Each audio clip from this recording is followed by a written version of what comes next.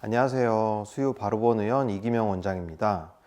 요즘 진료실을 찾아주시는 환자분들 중에서 어깨가 아파서 팔을 제대로 못 올리겠다고 말씀하시는 분들이 정말 많습니다. 예전에는 어깨 통증이라고 하면 나이 들면 생기는 거겠지 이렇게 생각하는 경우가 많았는데요. 요즘은 운동을 즐기시는 분들이 많아지면서 20대, 30대 젊은 분들도 어깨 통증으로 병원을 찾는 경우가 흔해졌습니다. 어깨가 아픈 분들이 거의 빠짐없이 하는 질문이 있습니다. 원장님, 저 50견인가요? 사실 많은 분들이 어깨가 아프고 팔이 잘 안 올라가면 일단 50견부터 떠올리십니다. 그런데 실제로 진료를 해보면 정작 50견이 아니라 회전근개 파열인 경우도 꽤 많습니다. 그래서 오늘은 50견과 회전근개 파열은 어떻게 다른지, 집에서 어느 정도 가늠해 볼 수 있는 기준은 무엇인지, 치료는 어떤 식으로 접근하는지 쉽게 설명해 드리겠습니다. 먼저 50견부터 말씀드리겠습니다. 의학적으로는 유착성 관절낭염이라고 부르는데요.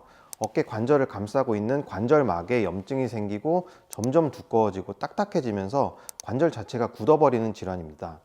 쉽게 말해서 어깨 관절이 서서히 잠겨버리는 것과 같습니다. 그래서 특정 부위가 콕 집어 아프기보다는 어깨 전체가 묵직하고 답답한 느낌으로 나타나는 경우가 많습니다. 반면 회전근개는 어깨를 들어 올리고 안정적으로 잡아주는 4개의 힘줄을 말하는데요. 이 힘줄이 닳거나 찢어진 상태를 회전근개 파열이라고 합니다. 회전근개 파열이 생기게 되는 원인은 참 다양한데요. 반복적인 사용이나 노화, 운동 중에 생긴 부상, 넘어지면서 생긴 외상 등으로 인해 발생할 수 있습니다. 이 경우에는 특정 각도를 취했을 때 유독 아프고 팔에 힘이 잘 안 들어갑니다.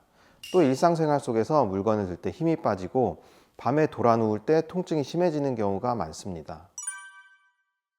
50견과 회전근개 파열, 이 두 질환이 참 비슷하게 닮아 있기에 헷갈려 하시는 분들이 많으실 텐데요. 물론 두 질환은 증상만으로 100% 구분하고 단정 짓기는 어렵지만 지금 내 어깨가 어떤 상태인지 가늠해 볼 수 있는 자가진단법이 있습니다. 가장 쉽게 확인하는 방법은 바로 남의 도움을 받아보는 것입니다. 팔을 올릴 때 다른 사람이 도와줘도 전혀 올라가지 않고 꽉 막힌 느낌이 든다면 50견 가능성이 높고, 반면에 스스로 올리기는 힘들어도 타인이 도와주면 어느 정도 팔이 올라간다면 회전근개 파열을 의심해 볼 수 있습니다. 힘줄 기능이 저하된 상태이기 때문이죠. 다만 실제 어깨 통증으로 오시는 환자분들 중에서 간혹 두 질환이 동반되는 경우도 있습니다. 때문에 자가진단만으로 판단하기보다는 병원에서 정확한 검사를 받아보시는 것이 가장 안전하겠습니다. 50견과 회전근개 파열은 도대체 어떻게 치료해야 빨리 나을 수 있을지 궁금증이 생기실 텐데요. 치료 방향은 질환의 특성에 따라 달라지게 됩니다. 두 질환 모두 초기 및 중기 단계에서는 수술적 치료보다는 염증을 조절하고 손상된 조직의 재생을 유도하며 제한된 가동 범위를 점진적으로 회복하는 비수술적 보존 치료를 우선적으로 시행하는데요. 먼저 회전근개 파열은 안전성 확보가 관건입니다. 파열이 있다고 바로 수술을 고려하기보다 주변 근육을 강화하여 손상 부위 부담을 줄여주는 것이 우선이죠. 약물 치료나 주사 치료로 염증을 조절하고 도수 치료와 재활 운동을 병행하여 어깨 기능을 천천히 회복해 나갑니다. 반면 50견은 관절의 유연성 회복에 집중하는 치료를 하게 됩니다. 염증을 가라앉히는 주사 치료와 함께 굳은 관절을 부드럽게 이완시키는 도수 치료가 도움이 됩니다. 병원 치료뿐만 아니라 가정에서도 통증에 허용하는 범위 내에서 꾸준히 스트레칭을 실천해야 효과를 볼 수 있습니다.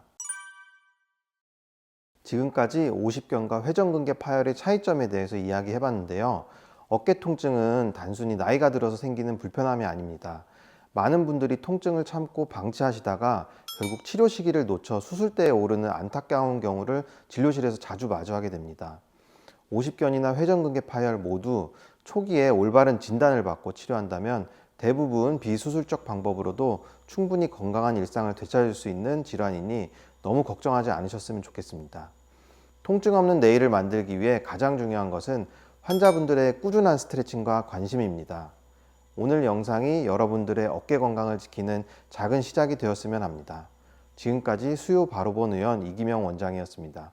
감사합니다.